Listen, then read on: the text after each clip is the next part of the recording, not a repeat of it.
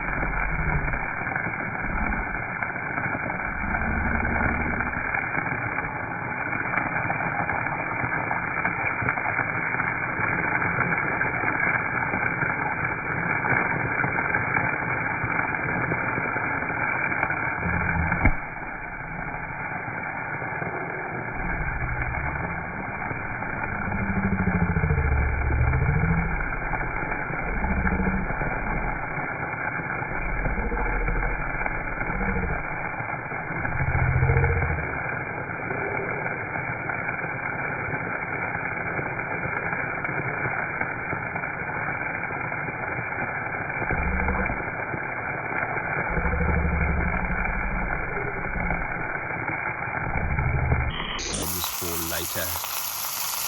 And I have turned my saucisse de Toulouse into a classic Languedoc dish. This is cassoulet. It's basically pork, duck fat, sausage, white beans, pork fat, lots of pork, and it's a very famous southern French casserole. And you can see it's just making its way along. Fortunately, I had other sausages and other ingredients to add to it, because when I went to the supermarket earlier, I bought the can. And there we have it, cassoulet with saucisson de Toulouse. I think it's going to be great. And this is my first piece of actual saucisse de Toulouse, and I just hope it's cooked through, because I think you're supposed to cook pork all the way through. I'm in the town of Agen, which is almost halfway between Toulouse and Bordeaux. The most famous thing about Agen is this canal bridge built in the 19th century. I'm not sure why it's so famous. It carries the canal down to Garonne along here. It's got an 11th century cathedral. Not much more to say about it, other than that they have a prune festival here every year, and apparently the local delicacy, they like to soak the prunes in Armagnac, which seems like probably the best and maybe the only way to eat prunes.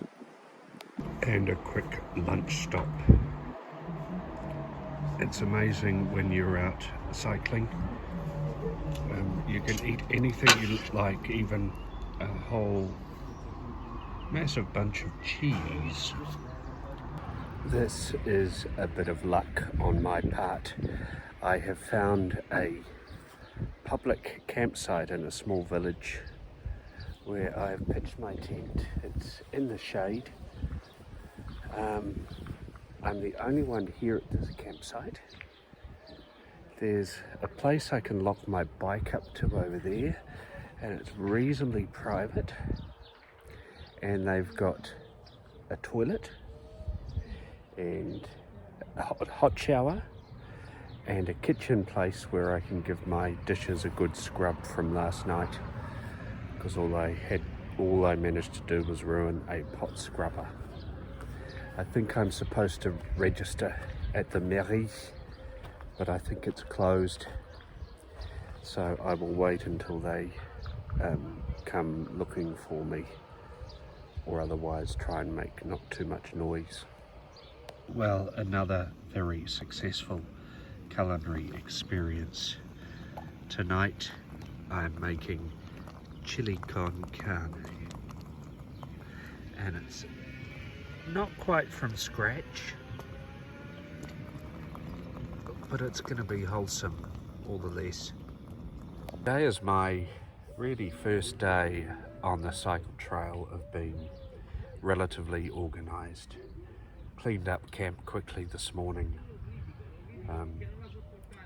Got a decent breakfast at a creditable cafe with golden arches. Big Mac got me through the morning. Stopped for cheese and bread and charcuterie, and then found a campsite before 6 p.m, which is a record. And now I'm having my dinner just on 7:30, and this is real gourmet cooking. If you think you can beat it, leave a comment. Say what you think I should be having on the Tour de France. Now, because I don't like cycling very much, I'm always looking for reasons to procrastinate. So this morning I woke up at 6 a.m. and I thought, great, I'm going to get going as soon as I can and do a big distance today. And then I thought I'll just have a little nap first. Then it was 8:40 a.m. and I thought, well, it's still early. I'll get up, use the bathroom facilities, have a shower, and get going. So I did all that, and then I went to repack my toiletries, and I found that my shaving cream had exploded all through my toilet and medication bag. I thought, well, I better clean this up. So I spent an hour cleaning it up, and then I decided to pack my tent. And finally I got on my bike and got to the boulangerie and got something to eat. And it was 11:30 before I took off, so I'm not sure what sort of distance I'm going to get today. Done about 15 kilometres so far, but I do have a few little goodies if I can open my bag from the boulangerie. And the first one is, it's a bit like a pizza, and they make a big effort to pack it very nicely so that it looks pretty. But for convenience sake, I need to stuff it, pack it, to put it in my front sack. But I suppose it all looks the same when it's inside you. Well, it's just come up 4 p.m. Despite my slow start today, I've managed to cover 60 kilometres so far. It's not because I've been going any faster, I don't think. I've just, one, not been getting lost, haven't been relying on Google Maps, just following the towpath of the Garonne. And two, I haven't been taking long stops. There's been no McDonald's I've looked out for on the way to check the internet for an hour or so. I just kept going. So as it stands now, tonight I'll be in striking distance of Bordeaux for tomorrow. Famous last words. But I'm going to try and cover another 20 kilometres tonight. I've got enough water until this evening, but need to get some before tonight. I need to get some food for tonight. But I know where I can do that about 10 kilometres away. So, yet again, if there were a Nobel Prize for being very organised on a cycle tour, I think I would win it. It took 1200 years after Archimedes' eureka moment when he got in the bath and started describing the principle of buoyancy, that the Chinese invented the pound lock. This chamber lock is what allows ships and boats from lower levels of water to ascend. It took Marco Polo to visit China and bring back trade and ideas before they arrived in Europe, and first with the Dutch and eventually here in France. There are some 54 of these locks along the Canal de Garonne, and they're all stationed by a locksman who's responsible for guiding the ships up and down the lock. The next lock is 7.5 kilometres up the canal, and then 2.6 kilometres down. It was a remarkable achievement that brought, by the end of the Middle Ages, 85% of the shipping trade around Europe was via canal, and that was largely due to Chinese innovation. And just beside me is the last lock of the canal that follows the Garonne. It drops down several meters before it joins the Garonne prop, and so ends the Canal de Garonne that links the Atlantic towards Bordeaux up to the Mediterranean. I'm not sure what the cycle route is like down from here, but it looks like I've got a bit of climbing to do this afternoon. Not looking forward to it.